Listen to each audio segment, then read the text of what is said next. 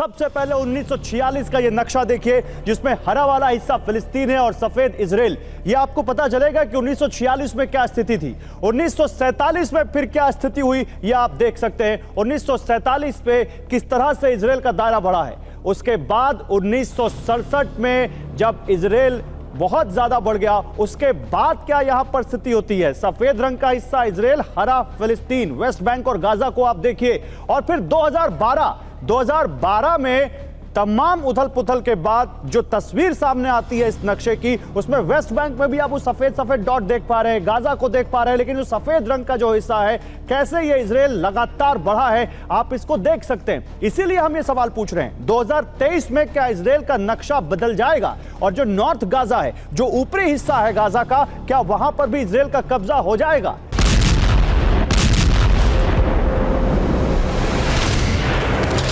आपको बता दें कि दूसरे विश्व युद्ध के दौरान सुपर पावर अमेरिका ने सेना उत्तरी गाजा पट्टी के बॉर्डर पर खड़ी है। सैकड़ों की तादाद में आईडीएफ के टैंक, तोपें, आर्टिलरी और रॉकेट लॉन्चर धूल भाग रहे हैं। 13 अक्टूबर को शुरू होने वाले ग्राउंड ऑपरेशन का आगाज अब तक नहीं हो पाया है। ऐसे में किस तरह इजराइल आधे से ज्यादा गाजा पट्टी पर कब्जा करेगा, कैसे गाजा पट्टी के साथ साथ फिलिस्तीन और इजराइल का नक्शा बदलेगा, ये भी जानना जरूरी है।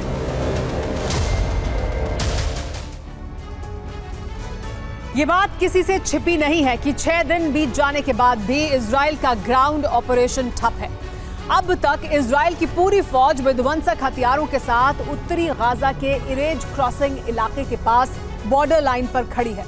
लेकिन आशंका ये जताई जा रही है कि आने वाले चंद दिनों में नॉर्थ गाजा से सेंट्रल गाजा तक जबरदस्त आसमानी हमले होंगे, भीषण बमबारी होगी, जिसके बाद आईडीएफ की स्पेशल यूनिट ग्राउंड ऑपरेशन का आगाज करते हुए इरेज क्रॉसिंग से आगे की तरफ मूव करेगी। जमीनी आक्रमण के दौरान आईडीएफ की स्पेशल यूनिट इरेज क्रॉसिंग से गाजा सिटी तक इलाके में न सिर्फ कूच करेगी, बल्कि पूरे इलाके पर कंट्रोल भी करेगी। इसके बाद वाया गाजा सिटी इजरायली सेना वादी गाजा तक अपने ग्राउंड ऑपरेशन को अंजाम देगी। इसका मतलब यह कि इरेज क्रॉसिंग से लेकर वादी गाजा तक का इलाका पूरी तरह से इजरायली सेना के कब्जे में हो जाएगा।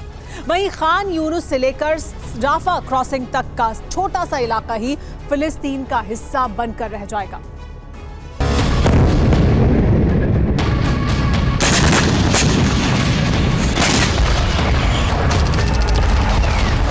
मतलब ये कि गाजा के बड़े इलाके पर कब्जे के साथ ही इजराइल जंग में बढ़त बना लेगा।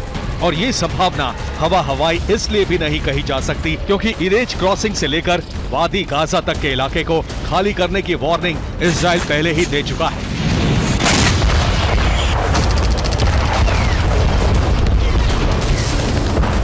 वहीं आईडीएफ के एयरफोर्स चीफ का भी एक बयान सामने आया है, जिसमें गाजा का नक्शा बदलने की बात कही गई है। The IDF operates against Hamas and not against the civilian population in Gaza. We will continue operating against our enemy decisively. दरअसल गाजा के अस्पताल पर जिस तरह से हमला हुआ है, उसे लेकर फिलिस्तीनी पक्ष दावा कर रहा है कि इजराइल ने लो इंटेंसिटी वाले थर्मोबैरिक बम का इस्तेमाल किया है।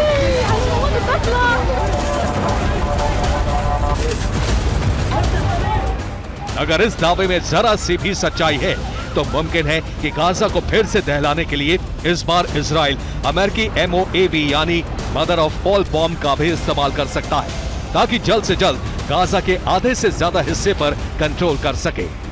Bureau report, TV9, Bharatvarsh.